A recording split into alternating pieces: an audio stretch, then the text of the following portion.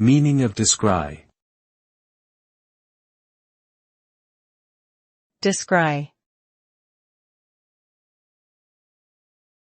Descry. Descry. Descry.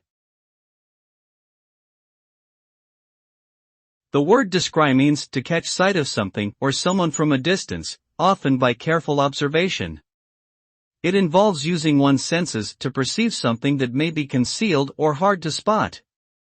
When someone is attempting to descry something, they are typically trying to identify a target of interest that might be difficult to discern under normal circumstances.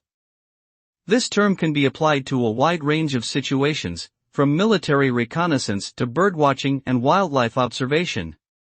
Overall, the meaning of descry involves the act of spotting or identifying something through careful observation.